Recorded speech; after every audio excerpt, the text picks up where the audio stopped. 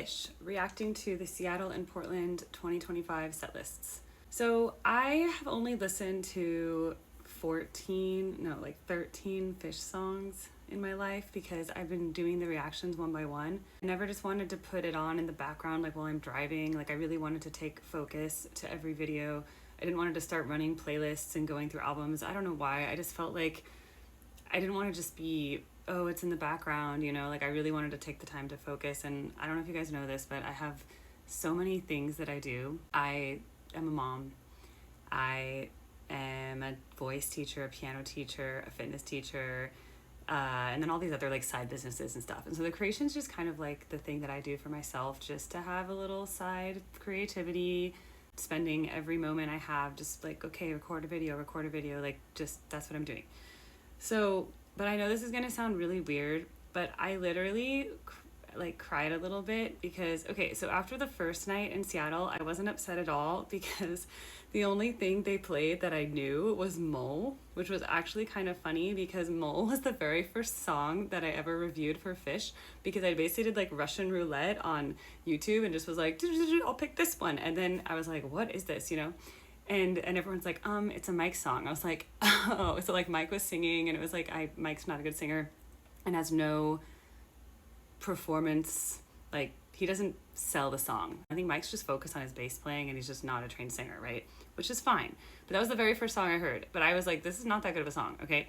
So when Mole showed up on the first set list, I was like, great, they're not gonna play it in San Francisco. Actually, I hadn't listened to anything else from that first night until I made that video reacting that I didn't miss anything, because I really want to hear stuff that I know. And I know this is gonna sound weird, but then when I saw that on the second night in Seattle, oh my God, I'm gonna cry. Like literally, I recently reviewed Chalk Dust Torture, okay? And so they played Chalk Dust Torture and like, I literally cried a little bit. I was like, I'm not gonna see it live now in San Francisco. I know that sounds crazy, but like, it's one of the only songs I know, you know? And then last night after Portland, then I like really lost it because then they played Bouncing Around the Room, which was also one of my predictions, because my most recent videos, I was strategic. I was like, okay, let me go through the tours in the past and just go to like their most performed songs and then just go down the list and try to work through all the ones on the top. Now they also played Bouncing Around the Room, which is all, no, and Harry Hood. So like I almost like started crying a little bit. So I'm like really, really hopeful that in San Francisco they play my favorite ones, which I really liked You Enjoy Myself. I really liked Halfway to the Moon. I really liked Divided Sky. And what else? Meat Stick would be fine because that would just be fun. I could get good content on Meat Stick because I could do the dance. But no, I was like actually like teary-eyed. I don't know why when I keep thinking about it. But then I truly was very grateful that first time in Seattle, I only knew of Mole and I didn't even like Mole. So I was like, you know? But then of course they're gonna save some good stuff for the Hollywood Bowl. So that they just have so many things. So I really, really hope that at least each night I would be, my dream, like my ideal would be I get 2 things that I know versus 0. If I get 1, I'll be grateful. If I get 2, I'm gonna think it was meant to be like kismet for my very first show. Or maybe the band can follow me. Maybe they're seeing my videos and they're gonna be like, you know what, just for Erica, we're gonna play Divided Sky or something, you know? Because I'd really like to hear it live because it's such a cool piece and I love how it's composed and then it's backwards and there's like the half point, and I was like, that's such a cool like modern composition. It's very music school, you know?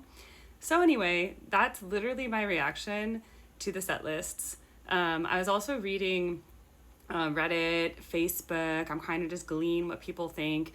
The negative Facebook groups basically were insulting it, but then some people were saying that the boys are performing really well. The people who've been there, that there's like good energy, and honestly, the fact that they're 59 through 61 years old is crazy. Okay, like that's amazing. If anyone who's entering their 60th year is able to perform such a long show that's so rigorous, like drumming and piano and guitar and bass, it's all like very physically active. And then just to have the energy to do that every night while you're on tour, on the road, it's incredibly impressive. The other thing people have been saying is that, because now I'm on Reddit, which is a whole nother, you don't even want to go, don't go to that group. It's like 137,000 people in the sub and it's like, whoa. But they were like, I'm happy to hear that Phish doesn't play too loud, because I always wear earplugs at concerts just because I want to preserve my hearing, and I hate really loud music. But they're like, no, they keep it at like 95 decibels. I'm like, honestly, that's not bad for like a rock concert. I don't know why I'm putting that in air quotes, but you know, concerts tend to be really loud. So that's my reaction. I was literally like happy in a way that they played Mole on the first note. It was almost like, it was actually kind of funny too, because that was the first Phish song I ever heard. So then for it to come out on the very first concert of the tour, I was like, maybe it wasn't so weird that I picked Mole as my first choice. Like, it is being performed, you know? So it's actually following my own journey. And now I just need like all my other ones. Like, how about I get all of my songs so that the whole time, like Simple Catapult Meat Stick, that would be an awesome thing. I reviewed that. Carini, I was not that into, but if they play Carini, I bet I'm gonna get Carini. That's actually my luck. I bet I'm gonna get Carini, and I'll be like, Carini was a girl, I'm like, okay, cool. Like, at least I know it. I'll nod along. I will be looking around the room to be like, I like to see the reactions of the people.